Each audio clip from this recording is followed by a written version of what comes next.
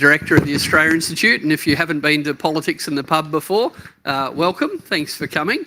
Tonight's a special night. We're going to hear from Andrew Wilkie MP, and he'll be launching a book by Ben Walters, one of the postdoc fellows at the Australia Institute. But before we get to that, we've got a few important things to get through, including, firstly, just let me acknowledge that we pay our respects to traditional owners of the land on which we speak, the Ngunnawal people, and we pay respects to their elders, both past, present and emerging. The Australia Institute's entirely philanthropically funded. Andrew and I were just having a bit of a chat about inflation and NGOs. So if you are in a position to donate, there's a tap and donate or a thing up on the bar. But big picture, the Australia Institute's entirely supported by people like yourselves. And thank you to our donors that are here in the room with us tonight. Also, at the back tonight, if you're interested, you can buy a copy of Dr. Ben Walters' book, The Future of Free Speech. Let's hope it has one. And you absolutely should grab a copy, although I should warn you, it is an academic book and therefore it is priced accordingly. So please don't blame Ben for the sticker shock. But yeah, if you are interested in what you hear tonight, the book is available for sale at the back. So what I'd like to do first is introduce Andrew Wilkie, and then Andrew will say a few words, and then Ben will say a few words, and we'll have a bit of a chat. And because it's freedom of speech, some of you will have the freedom to speak tonight, but not all of you, because that's one of the tensions that we will explore. But hopefully we don't just go to the loudest voices. So to introduce Andrew Wilkie, Andrew is, of course, the member for, I always think of Denison, but now Clark. He has changed, the electorate has. Andrew's been an elected member of Parliament since 2010. He's a strong sense of social justice, and his flagship issues include gambling reform, animal welfare, climate change, asylum seekers, and of course foreign and security policy. Andrew famously blew the whistle over the fraudulent reasons behind joining the invasion of Iraq back in 2003, and you might remember that Andrew also ran in the seat of Bennelong against John Howard in 2004. Yes, which helps explain his continuing strong advocacy for media freedom and, of course, whistleblower protections. So Andrew has also given voice in Parliament to a number of whistleblowers, including over Crown Casino, the Hillsong Church, and more recently, perhaps, over the fraud in the data that sits underneath the export coal industry. So please, can you join me in welcoming Andrew Wilkie?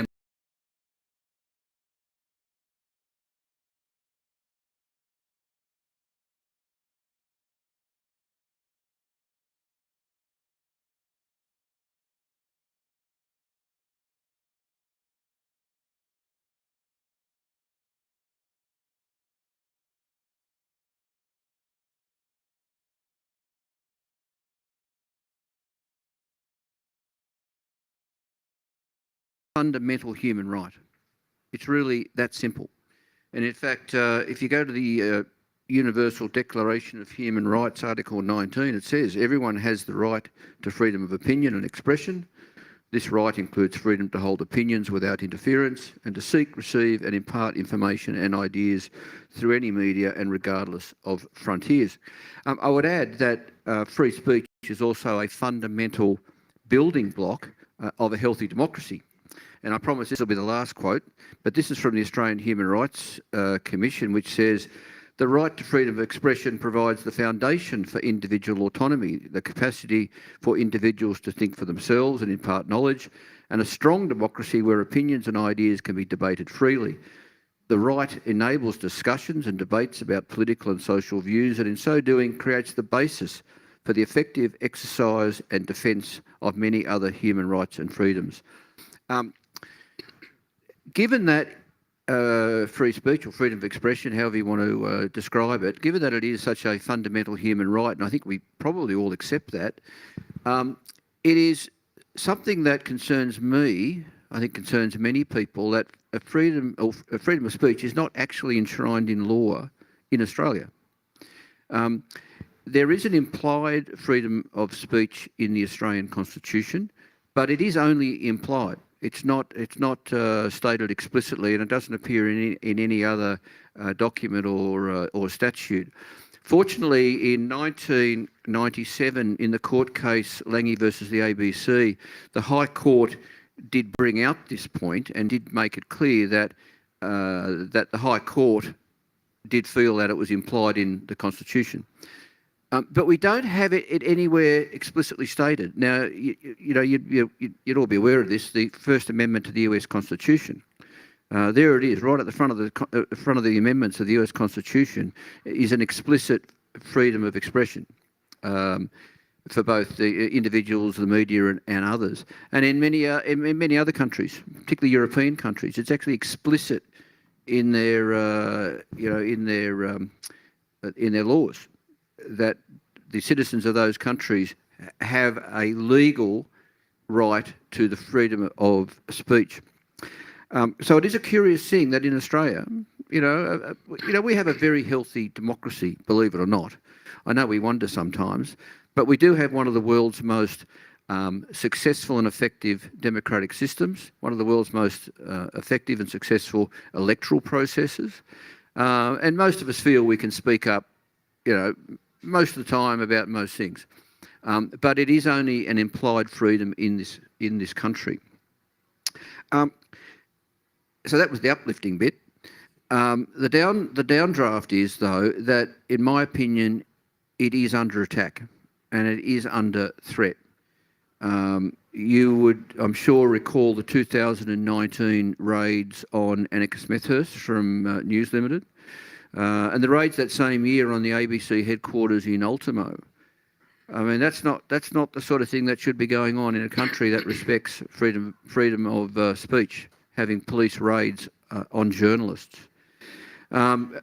Even today, with the current federal Labor government, they are refusing to commit to develop and to bring into force any sort of media freedom law, which I think would be a very, very positive thing for any government to do, particularly this government, and it's something that I'll keep challenging the government on. To measure, just talking about media for a moment, to measure this, it's handy to go to the organisation, I'll say this in English, not in French, Reporters Without Frontiers. They put out an annual index of media freedom of all the countries in the world. This year we came in at 27th. Now that shocks me. It should shock you. For all of the things that we think about our country and our system of government and all the rights we enjoy, we're way down at 27th when it comes to media freedom. And worryingly, that's up from 19th only 4 years ago. Sorry, down from 19th only 4 years ago. So it raises the question, is our media freedom at least, which is a symptom or a sign of freedom of speech, is it getting worse or are other countries getting better? I'm going to say, perhaps controversially, I think things have got worse in Australia in recent years. Jumping. By the way, I'm going to jump from media freedom, freedom of speech, freedom of political expression, whistleblowers. They're all in the same. They're all in the same basket. I think they're all related. They're all kind of the same. Well, let's think about what's gone on in recent years. Well, just 2 days ago, the I think heroic whistleblower David McBride fronted court here in Canberra. Now, just to remind you, David McBride is the former Army lawyer who, after ventilating his concerns as he should have done internally, in exasperation, went to the ABC and provided the information that became the so-called ABC Afghan files, which was really the start of the process to start uncovering, well, at least alleged war crimes in Afghanistan. Well, reflect on this, that the first Australian to front an Australian court in relation to alleged war crimes in Afghanistan is David McBride, the whistleblower who brought it to our attention. And that is just well, it's shocking, but it's also unfathomable. So strength to David McBride, and I'm one of a group of people in the Parliament who are lobbying hard for the Attorney General to exercise his authority to intervene in that case. Oh, I'm going to go over time, so I'm going to hurry this up. Richard Doyle. Richard was the former tax office official who brought to light the bullying going on within the ATO, claims that were since found to be accurate, but he currently is awaiting trial, and he also will be the first person to front a court in Australia in regard to misconduct within the tax office, the whistleblower. And of course, poor old Julian Assange, still rotting in Belmarsh Prison in East London, awaiting his possible extradition to the United States on a number of charges in regard to WikiLeaks. I know there's a range of views on Julian, but I regard him as a journalist and a publisher. And again, it beggars belief that the country that have in their First Amendment the right to free speech and the right to media freedom, that same country is trying to extradite and jail a journalist. Which brings me, it does raise the question, why on earth is this going on? And as a former whistleblower and as a student of whistleblowing, I think it comes down to a typical organisational response of organisations, governments. They want to punish whistleblowers, they want to deter other whistleblowers. And regrettably, not only is the current government not pursuing media freedom laws, it's also going slow, very slow on reform of the federal whistleblower legislation for the public sector, and is not even talking about reform of the whistleblower provisions in the Corporations Act for people who speak up within the private sector. Which brings me to the importance of this book. That was a long-winded preamble, wasn't it? It was very informative. I enjoyed it. Which brings me to the importance of this book. Look, anything that explores the issue of freedom of speech and educates the community is a good thing, because most people are pretty naive about the situation in Australia. Most people would be pretty surprised at some of the things I've said in these last 10 minutes. So any sort of work to explore it, to ventilate it, to educate people is good. And you know what? I hope it not only educates people, I hope it also throws fuel on the fire of activism. People need to speak up about this stuff. We need to be defending our fundamental rights and fighting for them. Because if we don't, then this incremental degradation of our rights will continue. For example, journalists in particular, very concerned about the Espionage and Foreign Interference Act, which has come in recent years, because that affects journalists. Journalists also affected by the Telecommunications Assistance and Access Act. That's what gives the government a right to demand companies to give access into encrypted communications. Great if you're fighting terrorism. Abominable if it's being used against journalists, where they're trying to communicate securely with sources of information or whistleblowers or so on.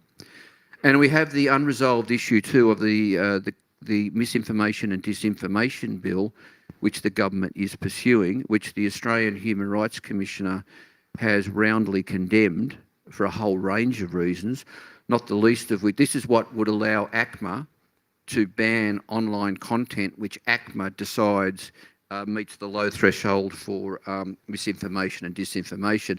But in the draft bill, there's a carve-out. It doesn't cover government information. So watch that space. Or professional news organisations as well. No, but in this day and age, what is a professional news organisation? Exactly. And presumably WikiLeaks would not have any protection if that act. So that's another thing where another battle being waged on the Hill this year, next year. I've used up my 10 minutes well and truly. I had a lot of other things, but maybe I can cover them in our discussion. Is it too soon to launch the book? No, launch away. All right. So the book, which I'm assuming you'll all be purchasing before you leave here somehow. There's no freedom. It's compulsory. You have to buy Ben's book and you have to read it. The book, The Future of Free Speech by Benjamin Walters, sitting beside me. I'll leave it to Ben to talk about his book. but I've had a look at it, and it's a great read. It's a very sophisticated exploration of what is actually quite a much more complex subject than some of the issues I've skated across quickly. Thank you very much. Thank you.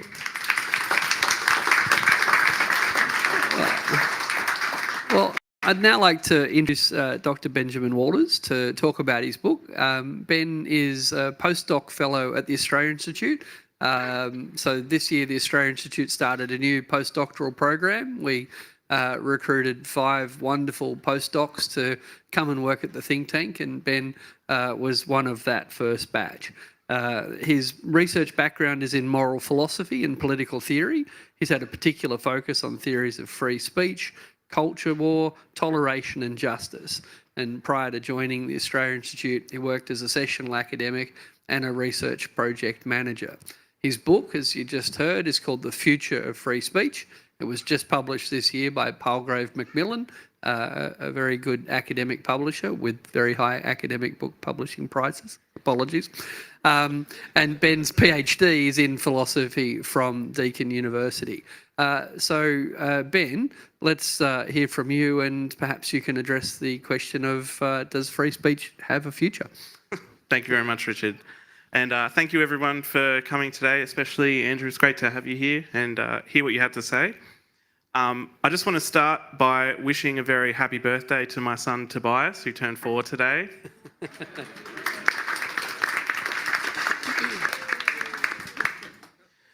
All right, so how do we decide as a society what should and should not be acceptable to say to another person?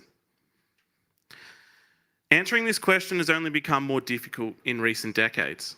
The advent of the internet and consequently social media, the ability to say something and have it heard instantaneously across the world, not to mention the ability to look back and find something someone posted 10 years ago and reattribute it to them like they just posted it today. There are clearly consequences here, both positive and negative. Thanks in part to these developments, our speech has never been more unrestricted than in our current moment in history. Yet, with that comes hate speech, cancel culture. With that comes public shaming and job losses over tweets. So how do we navigate all this?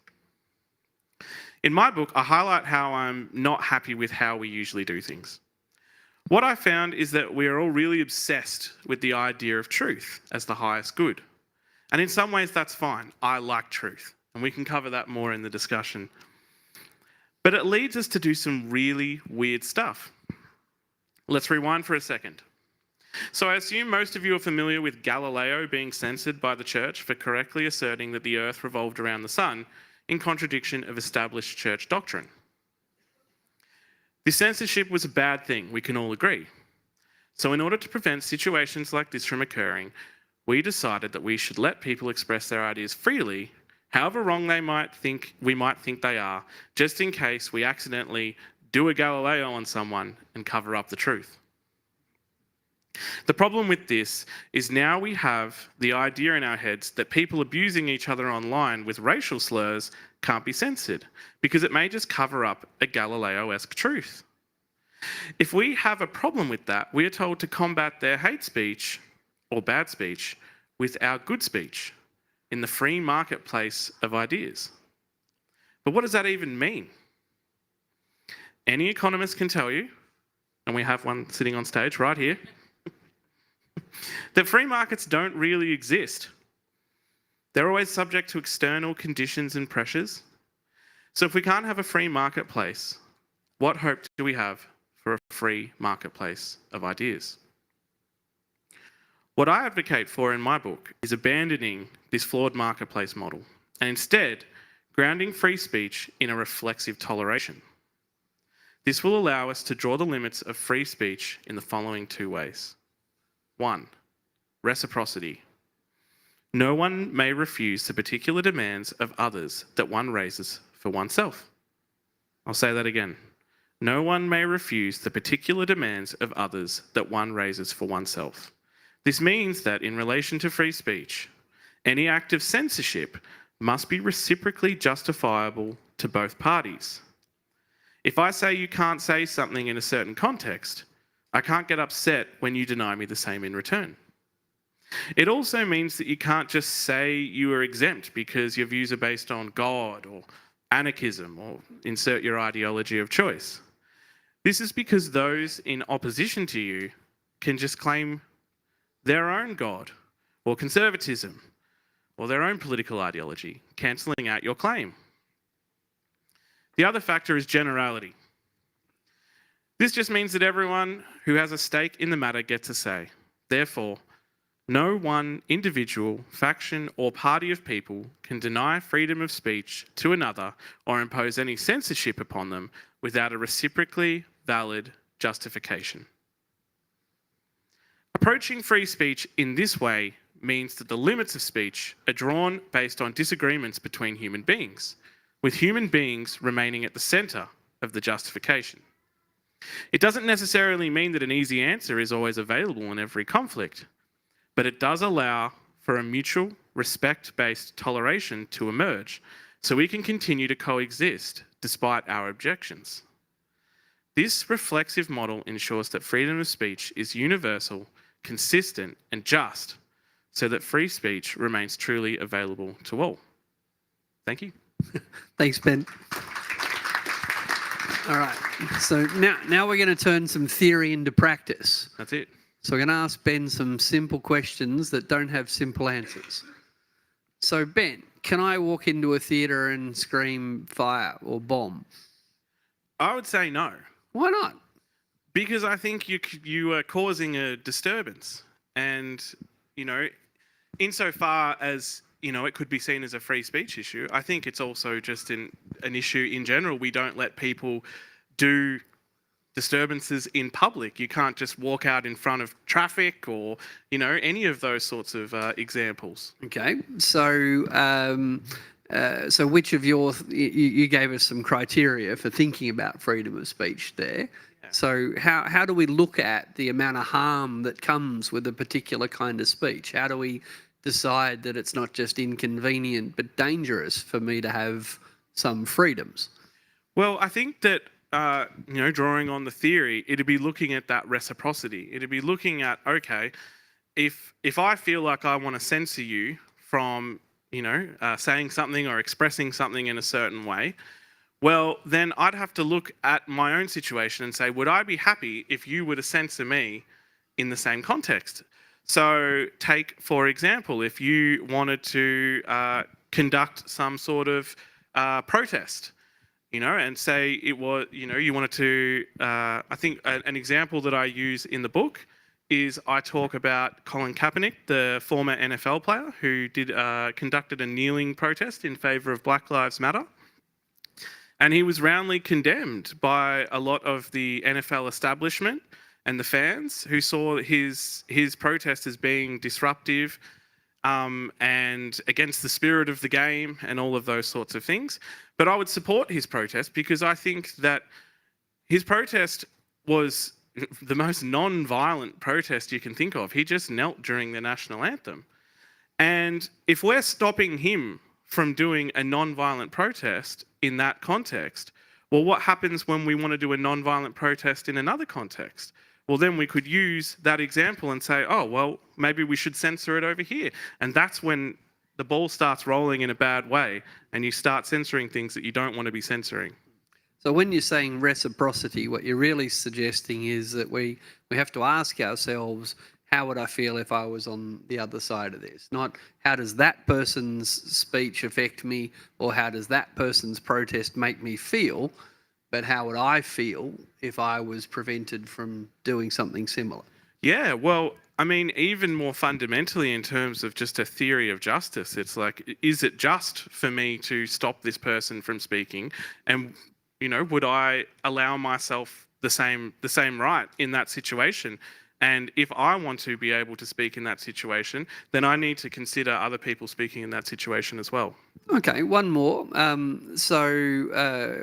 Often we hear calls to ban hate speech. We hear calls to ban or limit people's ability to encourage violence against others. We hear restrictions calling for people to avoid using racist slurs, and an obvious one in more recent times is Nazi symbolism. So Ben knows because I've already asked him this question before. So I think that people have the right to peaceful protest. I think people have the right to do what they want with their own bodies. So what if I feel like getting a swastika tattooed on my forehead?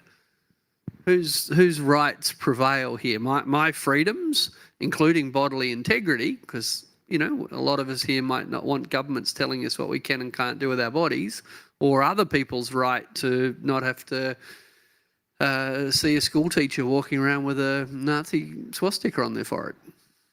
It's a good question. So I think it is. Future plans depending on my answer. You mean whether I get the swastika or not? Yeah.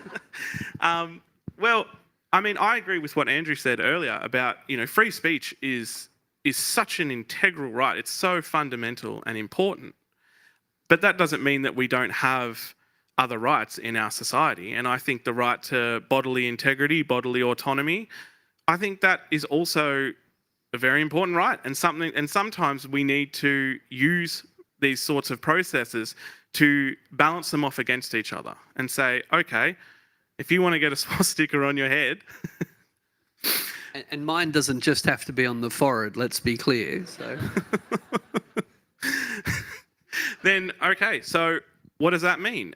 I would look at that from the perspective that I don't think that we should have the freedom to publicly display symbols of hate in Australia. I agree with a lot of the legislation that has been passed in principle in terms of getting rid of the public display of Nazi symbols.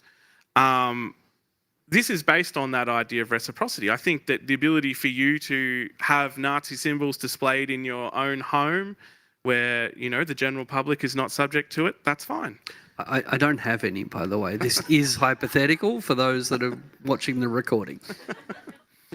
But obviously those symbols cause a lot of harm to members of Australian society, and we need to take that into account when we're saying, okay, so if you want to walk around with a symbol on your head, how's that going to affect other people? I don't think it's a good thing. So balancing that off against bodily autonomy, I think it's a tough one, because I don't want to force people to have procedures to get tattoos removed, because I think that also starts to encroach on people's liberty in that way. So I think I would say that if you have a Nazi tattoo on your head, I think probably the best thing to do would be to cover it up if you're in a public space. I think that another thing we could do would be perhaps to regulate tattoo parlours, to say, let's not let anyone have a Nazi tattoo anymore. It's an easy way to sort of, to cut that thread at the start. A lot of these free speech issues, as we'll probably get into, are not always straight ahead. Context is always important. Part of what I talk about in the book is the idea that toleration, it only emerges because you have two conflicting parties. If the two parties agree, well, then you don't need toleration, you just have agreement. So having a free speech based on toleration is about learning how free speech operates, even when you still sometimes disagree with each other, and sometimes you have these difficult situations that emerge. Mm-hmm. Thanks, Ben. Andrew, you're a former intelligence officer, you're a former whistleblower, and you're currently a parliamentarian who has to deal with vexed issues, like when you draft a law and when you're forced to vote for it or against it. We do have to think about, the hard edge of these dilemmas. So as someone who's worked in national security, you presumably think there's a role for secrecy for some information. And as a whistleblower, you obviously think there are times that you have to speak out, both as an individual, but as a legislator. How do you grapple with those kind of tensions that Ben's talking about in a different context? It's necessarily very subjective, I think. I mean, fundamental human rights are exactly that. They are fundamental. They should be protected at at all costs. but I hope we would all agree there have to be limits. And in fact, I think those limits are already well established in Australian law.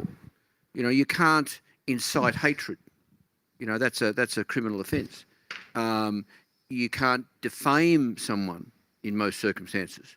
That is something that the courts would rule against you on. The question is, where do you draw the line? For all I know, you have a Nazi swastika tattooed on your left buttock cheek. Ben, you promised. You promised not to tell. Now, that to my mind is harmless. It's a curious thing, but but it's harmless. But of course, walking around with it on your forehead would be extraordinarily hurtful. And for some people, it would be a trigger. For some people, it would be a trigger to violence. That would not be in the public interest. An interesting little case study is I've now tabled twice in the federal parliament a private member's bill for an Australian Bill of Rights. And that Bill of Rights lays out a remarkable range of freedoms and rights that should be protected in this country, including provisions that would appear to allow someone to avoid, say, vaccination during COVID. However, there is one very important provision later in the bill which says, in essence, that nothing in this bill has primacy over the public interest. That, which is a very subjective term. What is in the public interest? The community broadly has agreed that Nazi memorabilia on public display is not in the public interest. Inciting violence, inciting hatred, defaming people, it's not in the public interest, and we accept that. But it is so subjective. The public accepts that we are required to restrict our speed limits on the roads, and the public accepts that on most roads it's either 60 kilometres an hour or 100 kilometres an hour or 110 kilometres an hour or 50 kilometres an hour. But it's totally subjective. To your point about my previous history in the intelligence services, some of you would remember this story. So I was living in Canberra 20 years ago. I was working at ONA, which is now called ONI, the Office of National Intelligence. And these intelligence agencies are the custodians of Australia's most sensitive secrets. And there are good reasons why that information is kept secret. It would not be in the public interest for that information to be revealed. It would not be in the public interest for a custodian of those secrets, like an intelligence officer, to speak up and to ventilate them publicly. It would, and people accept, the community accepts that.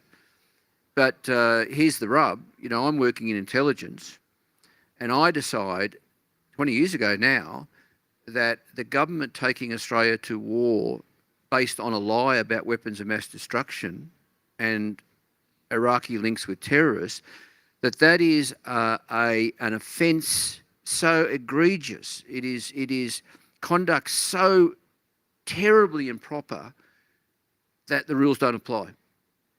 That someone has a right, certainly a moral right, and I think a professional right to speak up. Just following orders doesn't count any these days. Not since the Nuremberg trials. You can't say, sir, I was just following orders. So that was a long-winded way of saying, the rights can only go so far. Laws can only go so far. The protection of secrets can only go so far. And ultimately, it's the public interest and what's ethical which matters. So we'll go to some questions in a minute. So if you want to have a think about what you might like to ask Andrew or Ben, please do. But I guess I want to ask you both a question about an issue that has already been raised tonight. So David McBride, who, as Andrew said, is in court this week in Canberra, was aware that there was compelling evidence of war crimes, passed it on to his superiors, nothing happened, made that information available to our national broadcaster. And that, of course, led to the Brereton inquiry, which The findings which are already public. We're talking about dozens of acts of war crimes as a result of the Brereton inquiry.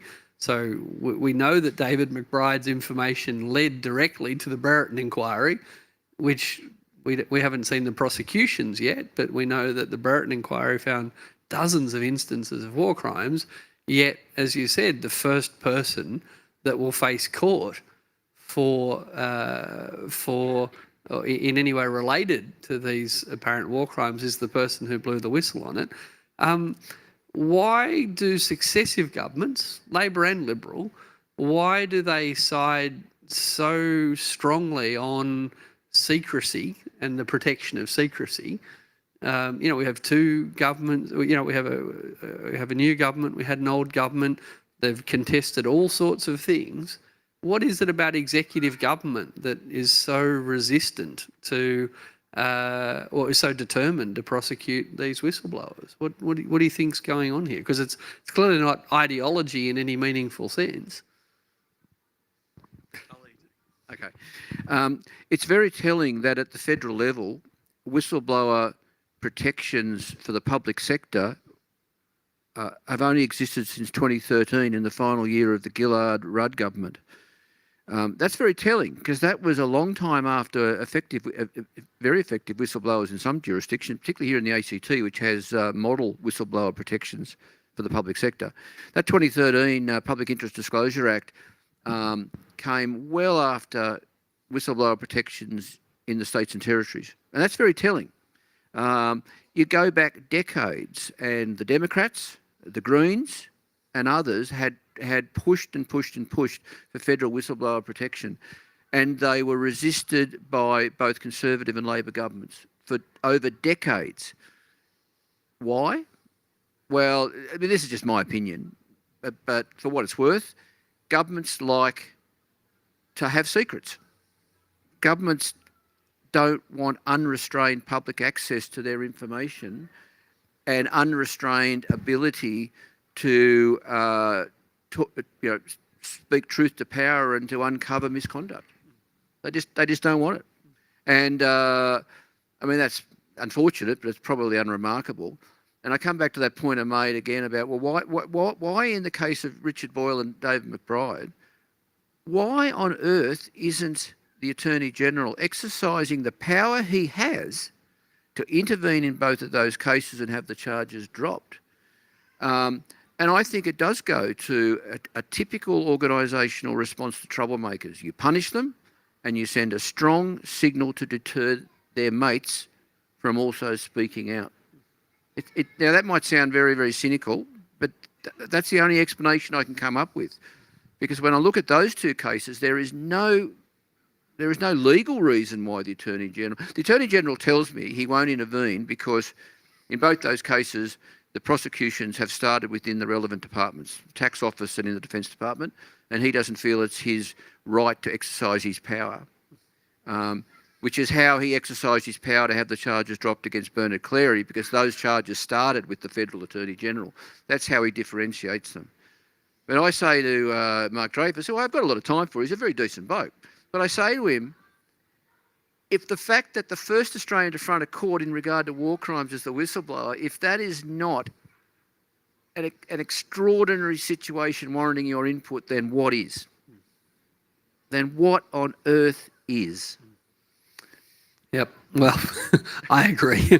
And also, I guess, if you have the right to do it, then you have the right to do it. Like he's as best I can tell, David McBride acted within, as well as he could understand, as a lawyer, I would add, within the protections, or seeking to have the protections of the Public Interest Disclosure Act. Mm. He ventilated his concerns internally. He only went to the media as a last resort. Mm. That seems okay to me. Yeah. So, Ben, is there any political philosophy behind this apparent unanimity of major party disinterest in whistleblowers? Is there something philosophical behind it? Andrew suggested it might be something pretty pragmatic.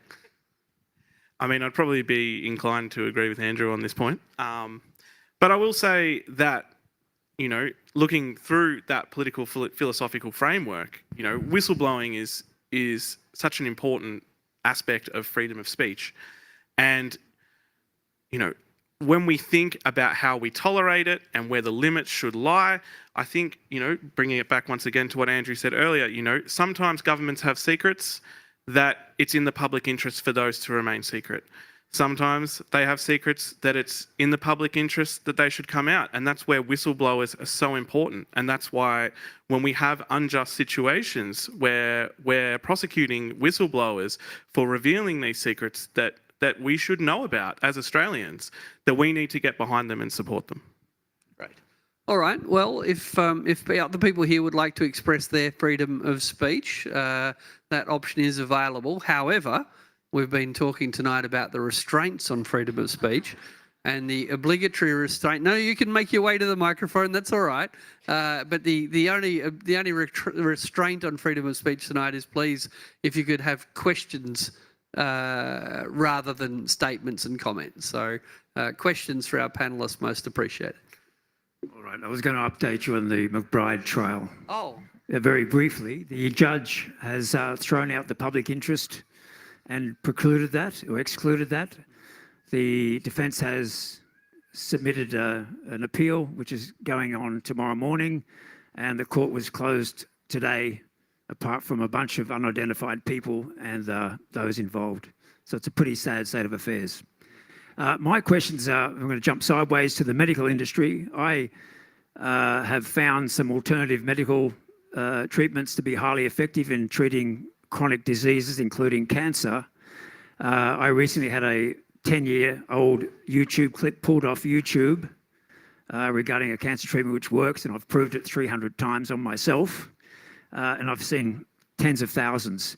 So YouTube has the right to pull my video, and I really don't understand why, except the fact that the pharmaceutical industry is against these treatments because they're unpatentable and they're highly effective. So I'm stumped where we can go from this, because our TGA is obviously corrupt. The last time I checked, on the American side, the FDA, there were 60 indictments of collusion between pharmaceutical and the FDA. 60 indictments. So that's the state of affairs with our TGA and the FDA in America. And I'm sort of curious what you think, Ben, on the situation with the medical industry suppressing known cures and information related to it. And I'm talking scientific papers which have disappeared over the years. Thanks for the question. When we think about things that are posted on YouTube, for example, things can get very, very murky, right? Because YouTube is something that all of us can use, right? We all have access to YouTube.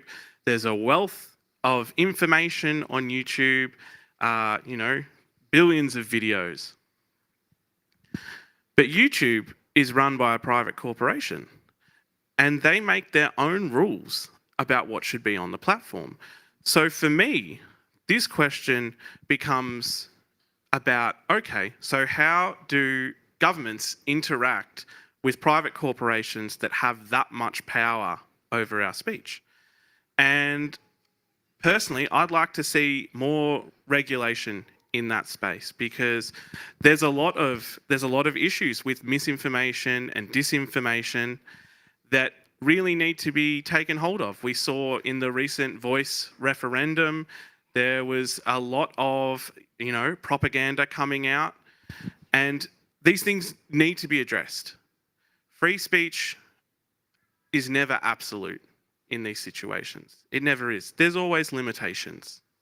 So I think that, in terms of finding a way through this, I think that we should have more government regulation for these private platforms to make sure that these sorts of things don't happen in the future. Can I reframe your question? Because you made a very important point there about the social media platforms are private enterprise. But what about the way in which, now this is not a rhetorical question, what about the way in which medical professionals were muzzled in the early days of COVID, disputing any of the official response to COVID? I would say that you know, looking at free speech and these sorts of things, I think that when it comes to medical professionals who are speaking on professional medical issues, I think that we should have the right as Australians to hear what they say. You know, I think that we should explore all those avenues. I think that when it comes to censorship in that space, I think that that should only occur once the idea, I guess, you know, the reciprocal framework process has taken place in terms of saying, okay, we've heard what's going on and we've looked at it across the board and we've realised that maybe, you know, this person is speaking well on this. This person is probably, you know, spreading disinformation. I'm happy to start to censor that sort of disinformation. But in terms of like a straight up approach, I think that we shouldn't, from the start silencing people. I think that that should be a process that we go through. Thanks. We'll take the next question. I'd just add one thing. To make this more complicated, say there are 99 scientists who think one thing and one thinks another. Should the ABC give 50% of the attention? No, this is like, there's no right answer to this. Like, is it 50% to the dissenting view or 1%? So there's freedom of speech, and then there's how much voice certain opinions are given. And I think as a society, we're really grappling with these things at the moment. Hi. This is a question that I actually put last time to Peter Grester when I came here. I've signed petitions and I've gone out and protested for David McBride, Witness K, Bernard Cleary, and I totally agree in that. However, I've spent half my lifetime advocating on behalf of First Nations people. So in the lead up to the referendum, I was out pounding the pavement, talking to people about the referendum. And the sort of information I was getting back was not only misinformation and disinformation, but quite often outright lies. How do we frame a freedom of speech law or whatever that stops that sort of lying and disinformation that happened in the lead up to the referendum? Come on, jump at it. Who wants to go first? All right. Well, can Go. I just say I share your concern and plug for my electorate. 58% yes. Not bad for an on-Canberran seat. Yeah. Look, one of the things that is being spoken about at Parliament, in particular among the crossbench, is some sort of legislation about truth in political advertising, which I assume would extend to the advertising around a referendum. I'm in favour of such legislation. I don't know what it would look like, and I don't know who would be the judge. And, you know, I mean, it's fair enough for a candidate or a party to say promise they will do something before an election. And it sometimes is actually true that they get elected and they see the books and they realise it's unachievable. So I don't know what it would look like. But I think there's a real appetite in this country for such legislation. It is interesting when I look at the first draft of the government's misinformation and disinformation bill. I mean, in some ways, that could be taken to be an attempt at this, you know, that some agency would have the authority to order taken down online content if it's judged to be misinformation or disinformation. But who's the judge of this? In the government's, I mean, be careful what you wish for. In the government's the exposure draft of the bill, it made the Australian Communications and Media Authority the judge. Now, this is not a rhetorical question. Are they the best people to be the judge? In fact, remember I singled out the Australian Human Rights Commissioner. You know, singled out that bill was worried about the broad and vague definition of misinformation and disinformation, the very low threshold for government intervention, the fact that government content would be excluded from the misinformation and disinformation and bill, and that ACMA alone would be the judge, jury, and executioner. So there's an attempt actually by a government to come up with something, and it's terrible, and I won't support it in its current form. That's a very long-winded way of saying I don't know what the solution is, but we need a solution, because obviously some of the stuff that was being said around during the referendum was just scandalous, absolutely scandalous. I mean, I guess I would echo a lot of that. I think that we definitely need truth in political advertising in this country federally. The Voice, as you mentioned, really brought out a lot of the worst in that, and some of the things that were being said were just blatantly false. So having some sort of regulation that is going to allow us to get on top of that and cut that out will allow for a better Australia moving forward, because we'll get the information that we need, we'll be able to vote based on that information, and we won't have problems where people are confused because they don't know what the Voice means or what a future referendum might mean, because there's so much disinformation muddying the waters around it. So I agree, I also support that truth in political. And by the way, I'm not picking on no voters. Go back to federal elections. The LNP was claiming that Labor, if elected, was going to sell Medicare. At the most recent federal election, Labor going around saying, Labor had Mediscare and the Liberals had the death taxes. The death tax, that's right. I mean, they've all got dirty hands. They've all got dirty hands. Yeah. Just quickly, the Australia Institute did an exit poll the night and the day after the referendum.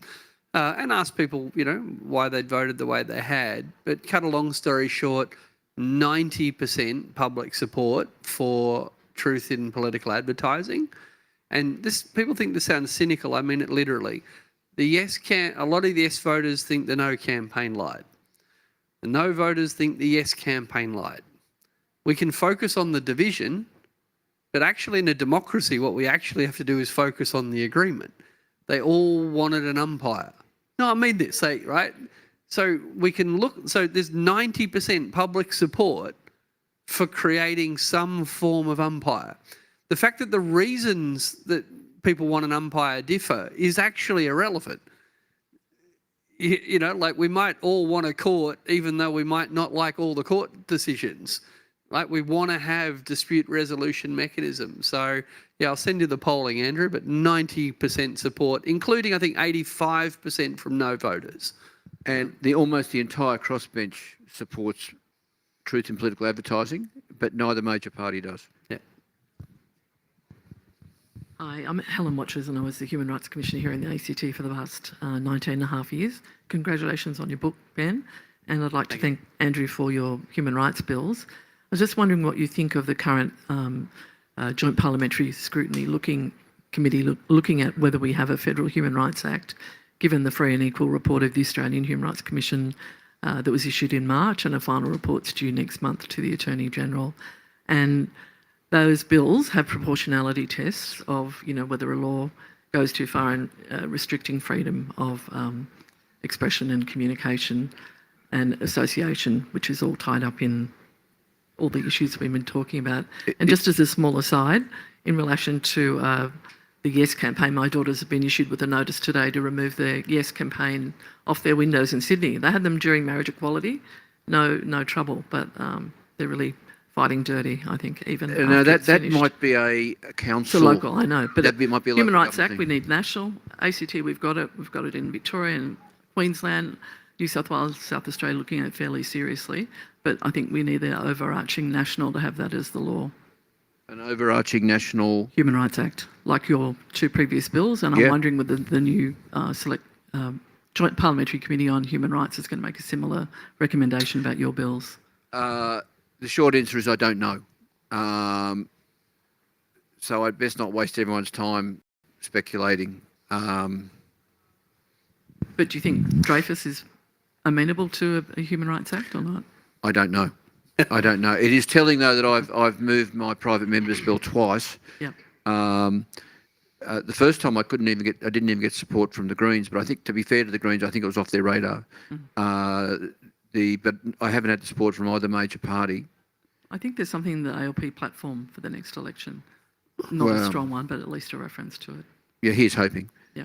I think with the advent of such legislation at the state level and the realisation that at the state level it hasn't been a lawyer's picnic, that it has actually been a practical, beneficial reform, I think we'll get there eventually. Yeah. I mean, you sound like you know a lot more about this than I, but how many countries don't have some sort of out of Western democracies, we're the only one in the we're world the only one. doesn't There you have go. a constitution or a Human Rights Act. Yeah, we're the only one. Protects human rights. Yeah. Universal Declaration's hanging there, and same as the International Covenant on Civil and Political Rights.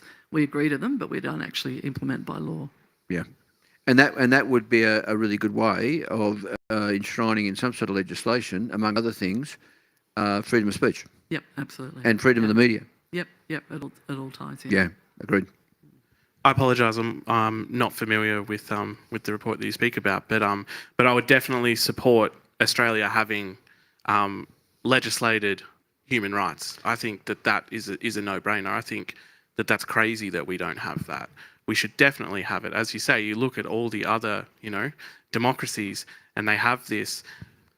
Why don't we have this? We need to have this. We need to be able, because when it comes to situations where we have whistleblowers, what the defence that they have to rely on, they don't get to go back and say, actually, speaking out about this is a fundamental human right, and here it is in our laws, because we deserve this. They don't have that.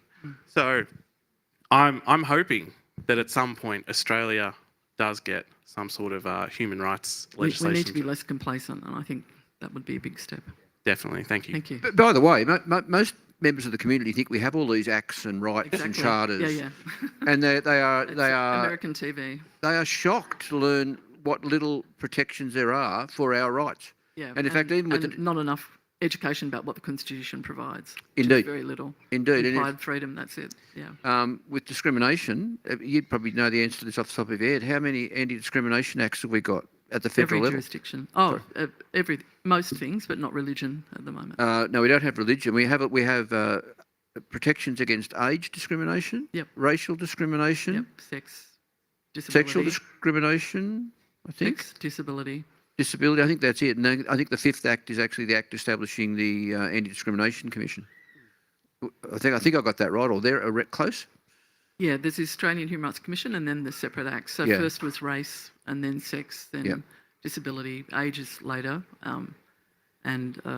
We need one for religion. There's also sexuality's been amended in the Sex Discrimination Act. The point being that in Australia we have very few rights protected it's just by the law, right to protected equality. in law. That's one right under the Universal Declaration. Yep.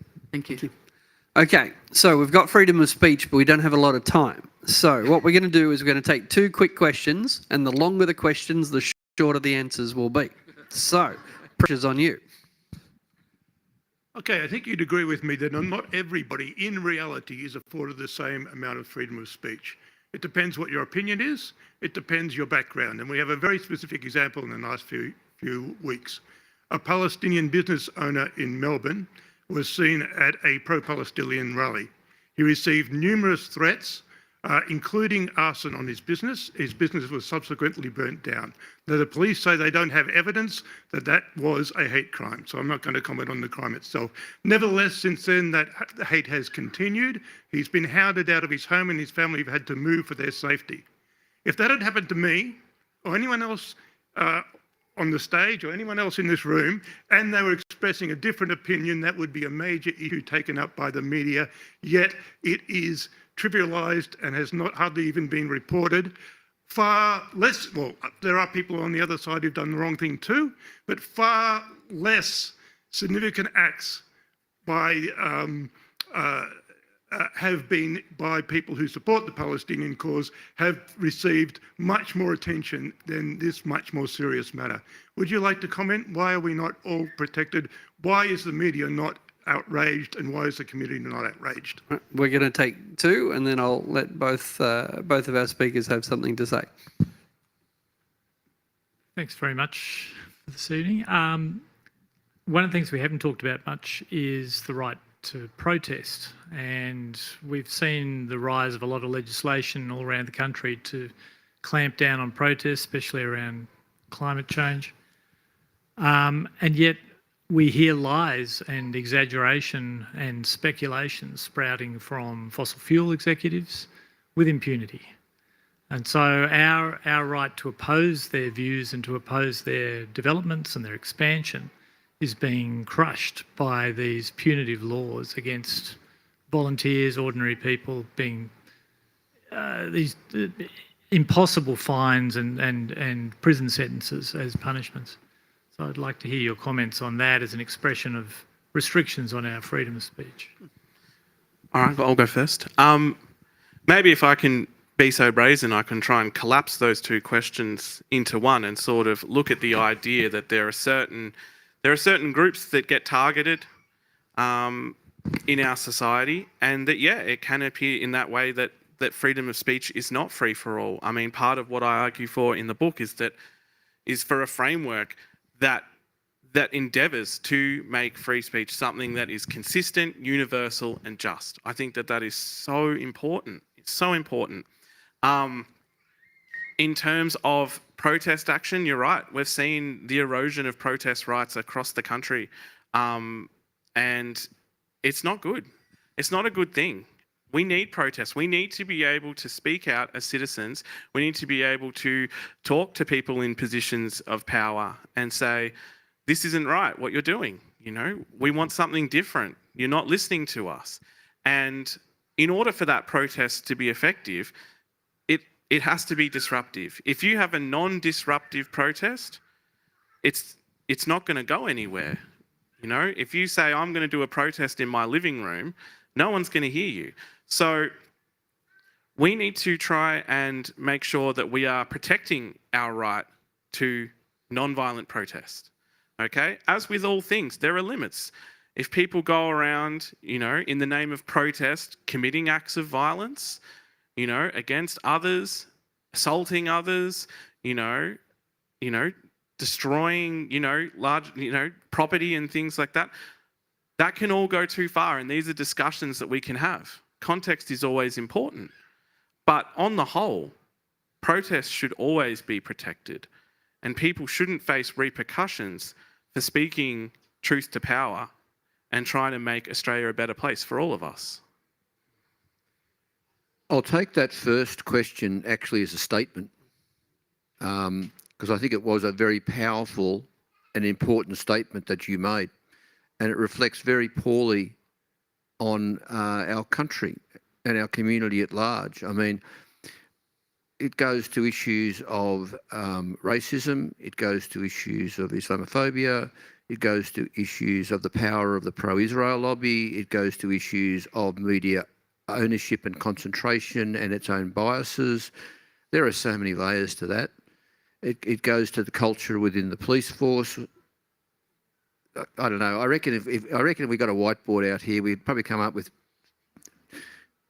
I don't know, 50 different layers to that statement. But the statement was really powerful and very true. What's going into those 50 things on the whiteboard, and also cross-referencing it with the protests. And I come from a state where we have anti-protest legislation, you know, designed by the government to get people out of the forests. You know, shocking legislation, terrible legislation. But in the cases of both questions, a bit like what Ben was up to there, if we had an effective Bill of Rights at the federal level, that would go some way to addressing so many of these layers and issues. Thank you. And I guess I'm just always reminded of the quote that governments should fear their people, people shouldn't fear their governments. So, yeah, I think protest has a long and proud history in democracies around the world, but we've made it very expensive and very dangerous here in Australia. Look, it's time to wrap up. We've had lots of speech, but we don't have the freedom to steal the rest of your night. Let me just a few thank yous. Thank you to all the people from the Australia Institute who helped make tonight happen, in particular Hayden, Eleanor, Lucci and Jackie. And also, could we give a round of applause not just to them, but to the great folk here at Verity Lane. So, we love doing politics at the pub here at Verity Lane, and I hope you've enjoyed it. And if you want to show your support to them, go downstairs and have an eat and have a drink. But thank you very much for coming. If you'd like to come to these events, please register on our website. It's the only way to know when they're coming up. They're usually about once a month, but if you register, we'll let you know. You can hear more from the Australia Institute on our podcast series, Follow the Money. So however you get your podcasts, just subscribe to that. We also run a regular webinar series. We've got a great webinar next week looking at plastics in Australia and the harms, the environmental harms and the health harms of having millions of tonnes of plastic floating around. Apparently, sorry to freak you out before dinner, the average Australian eats the equivalent of a credit card's worth of plastic each week. Not you, the person sitting next to you. Their diet includes about one yummy little credit card every week.